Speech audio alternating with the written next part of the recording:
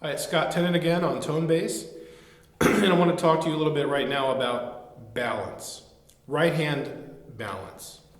That could mean a lot of things, but specifically what I'm talking about is how to separate melody from accompaniment. And so many times I hear people playing everything really loudly, and I'll give you a little example of what I'm talking about. So let's take this beautiful little soar study here. B minor.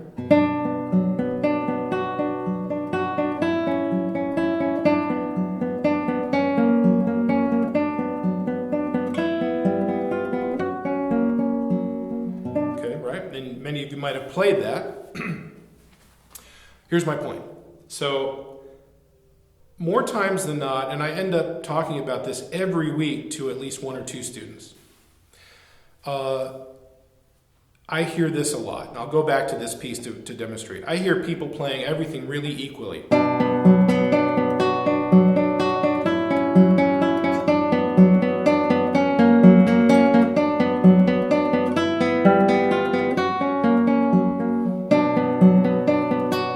Another example would be this one.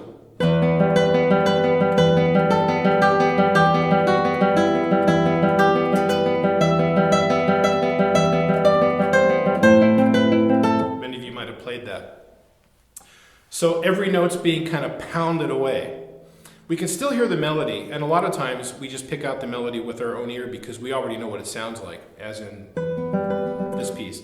So we're automatically kind of hearing the melody, but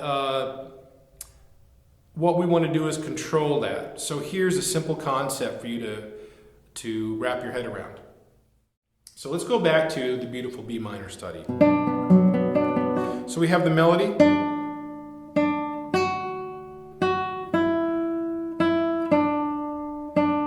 Okay, and then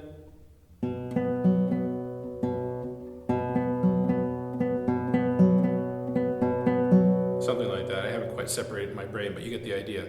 The accompaniment down here, and the melody is up here. So you'd be surprised how really quietly we can play the accompaniment and still be heard. The accompaniment is just there for support.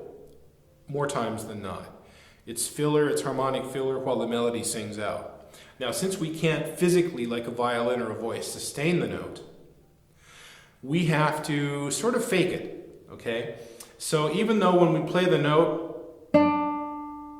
it starts to die, we have to keep our ear trained on that note as it does die, so that the accompaniment underneath will be at an appropriate level. So something like this is what I'm saying. So if I were to play this piece, I would play it something like this.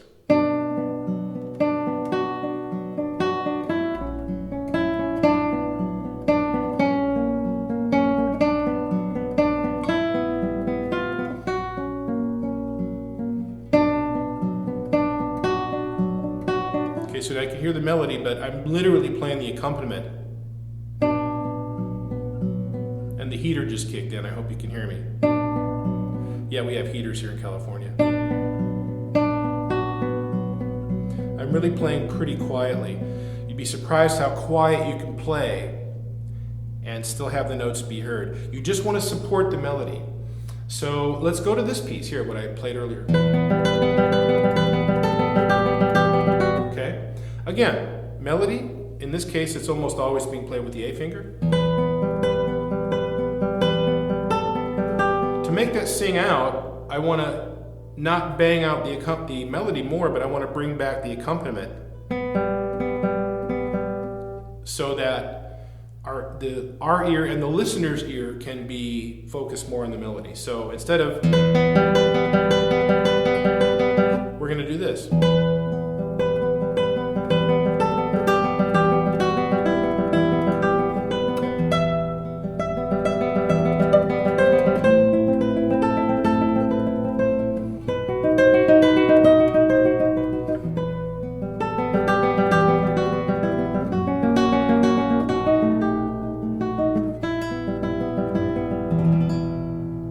So I was playing the melody the same, with the same strength as I played here.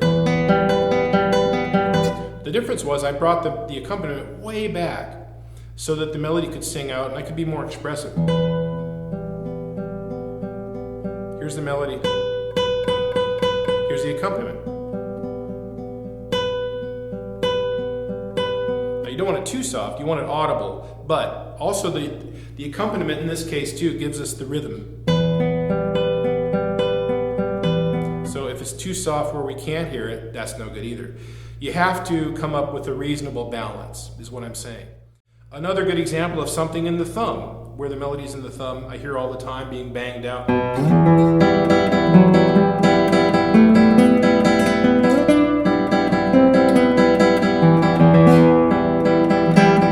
Right? Chords are just like you're putting the whole arm down on the piano, right? We don't have to do that, okay? For the thumb to come out, we just play.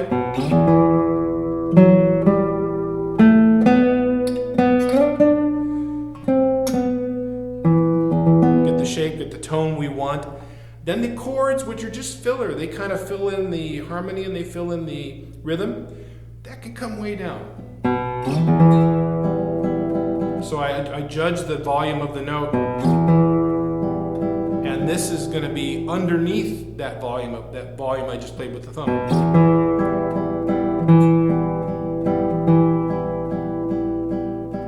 This is pretty soft.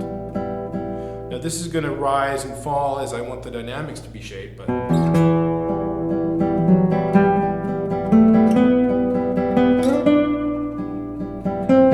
notice here, because I wanted that to sing out and sustain more, I brought this down even more.